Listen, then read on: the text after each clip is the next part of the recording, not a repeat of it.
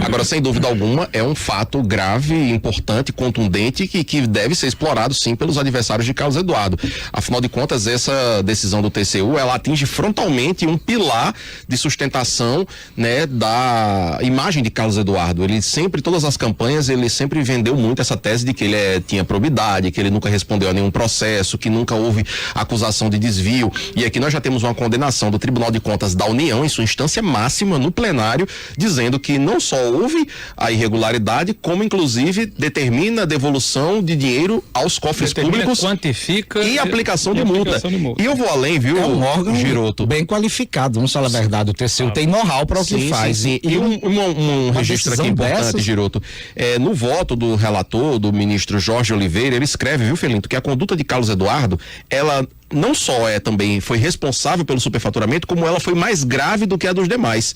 O ministro escreve que, inclusive, por causa disso, a multa de Carlos Eduardo deve ser o dobro da multa para o secretário e para a construtora que foi condenada nessa ação. Uma outra coisa que se questiona também é que, no curso dessa investigação toda, a prefeitura, inicialmente ainda na gestão de Carlos e depois ainda com Álvaro, não teria dado cumprimento a decisões cautelares feitas pelo Tribunal de Contas da União. Então a gente está diante aqui sim de um fato bastante grave, bastante contundente, e agora, né, o ex-prefeito vai ter que responder sobre mais essa questão na eleição. Ele já vinha respondendo sobre prestações de contas que foram reprovadas no Tribunal de Contas do Estado aqui em relação às gestões dele, e agora se vê também diante de acusações de irregularidades no uso de verbas federais.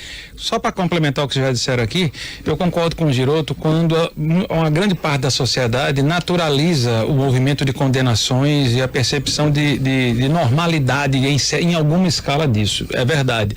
Mas é preciso também trazer que é igualmente verdadeiro que Carlos Eduardo sempre também se posicionou de uma maneira que estaria ou que estava em um patamar diferente quanto a esse aspecto. O resto é saber qual é a impressão ou qual é o grau de repercussão negativa para aquele pedaço da sociedade que o posicionava mediante, ou que consumia essa informação mediante o posicionamento que ele estabelecia quanto a não ter nenhum tipo de condenação. É medir algum grau de frustração, em tese, isso deverá acontecer. Resta entender... Um dos pilares, né, da imagem isso, dele. E alguém deve se decepcionar, é entender de um lado, inegavelmente, o marketing dos adversários do pré-candidato Carlos Eduardo ganharam um presente valioso a ser trabalhado. O grau de repercussão disso é imprevisível, mas inegavelmente em se tratando dele e pelo recorrente uso desse posicionamento digamos assim, de fora o clube desta normalidade, é entender qual é a fatia do eleitorado que de fato possa se decepcionar ou entender de outra forma a imagem e a postura do pré-candidato.